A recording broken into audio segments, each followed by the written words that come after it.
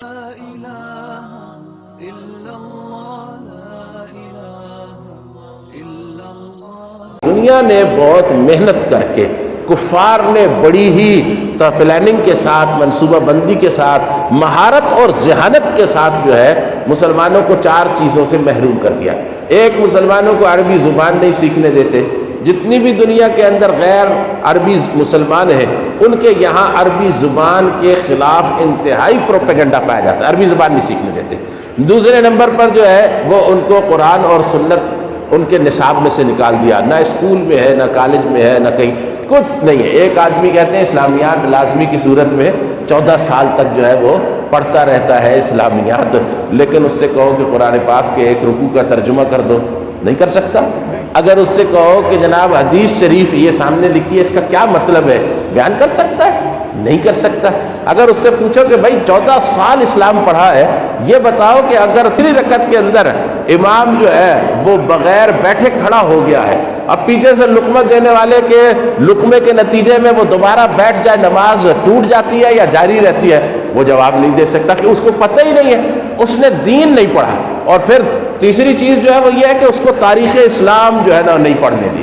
باقاعدہ معاہدوں میں مشرکین نے، کفار نے یہ شرطیں عائد کی ہیں کہ آپ اپنے ملک کے مسلمانوں کو تاریخ اسلام نہیں پڑھائیں گے. تاریخ اسلام کے پڑھانے سے یہ آپ کی نسل جو ہے یہ ہماری دشمن ہو جاتی ہے، ان کو اپنے دوست اور دشمن کی پہچان ہو جاتی ہے. اور پھر یہ ہے کہ زبانیں بدل رہے ہیں، جس کے اندر لٹریچر لکھا ہوا ہے مسلمانوں کا اردو زبان، اس کے پیچھے پڑیں گے. اردو زبان کے خلاف پورے پاکستان کے اندر، پورے ہندوستان کے اندر، پورے بنگلہ دیش کے اندر یہ جو ہے جتنے بھی شیطان قسم کے گروہ ہیں اردو زبان کے پیچھے جو ہے انہوں نے بڑی پروپیگنڈا مہم چلائی ہوئی ہے. اردو کو تبدیل کرنا چاہتے ہیں، کیونکہ عربی اور فارسی کے بعد سب سے زیادہ لٹریچر جو ہے وہ مسلمانوں کو اسلام میں اردو زبان کے اندر ملتا ہے، تو اس لیے اردو کو بدلنا چاہتے ہیں. اچھا، اردو کو زبان کے طور پہ بھی بدل رہے ہیں.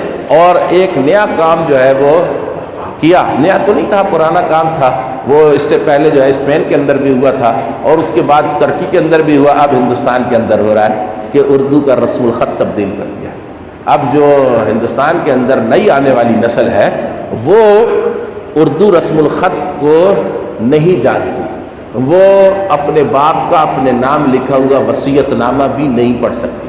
بیٹا نہیں جانتا کہ باپ اس کے لیے کیا لکھ کر چلا گیا. باپ نے لکھا تھا اردو رسم الخط میں، بیٹا پڑھتا ہے گرمکھی رسم الخط کے اندر، تو اس کو پتہ ہی نہیں ہے گرمکھی رسم الخط جو ہے وہ پڑھنے والا تو ہندی پڑھ سکتا ہے، اردو تو نہیں پڑھ سکتا.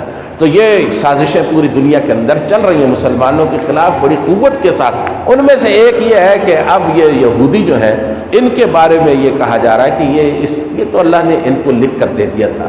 بھائی اللہ نے ان کو شرائط کے ساتھ لکھ کر دیا تھا.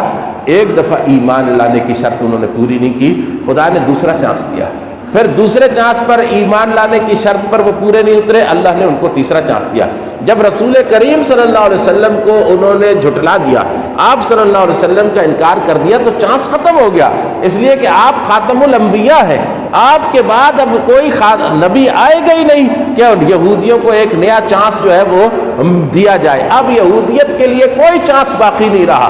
اسلام لائیں گے تو وہ اللہ رب العزت کے یہاں دوبارہ سربلندی پائیں گے، لیکن اگر اسلام نہیں لاتے تو کفار کی جو سزا ہے، مرتدین کی جو سزا ہے، اور ان کی جو سزا ہے جو اللہ کے سرکش اور باغی اور نافرمان ہے، وہی سزا ان کے اوپر نافذ کی جائے گی. اور رسول کریم صلی اللہ علیہ وسلم کی جو مسجدیں ہیں، یہ تینوں مسجدیں، جن میں ایک مسجد اقصی ہے جہاں آپ نے انبیاء کی امامت کرائی ہے، اور مسجد حرام ہے جو آپ صلی اللہ علیہ وسلم کو اللہ نے بطور آخری قبلے کے عطا کیا، اور مسجد نبوی ہے جو آپ صلی اللہ علیہ وسلم کو اللہ رب العزت نے متعین جگہ کے اوپر بنانے کا حکم جاری کیا، اور اس کے اوپر نماز کو 50,000 نمازوں کے برابر اس کے اندر قرار دیا. تو یہ تینوں مسجدیں جو ہیں ان کے متولی مسلمان ہیں، غیر مسلمان اس کا متولی نہیں ہو سکتا. مسجد کا متولی کافر نہیں ہو سکتا، یہ بات یاد رکھیں. سبسکرائب کریں، شیئر کریں اور بیل آئیکن کو دبانا نہ بھولیں.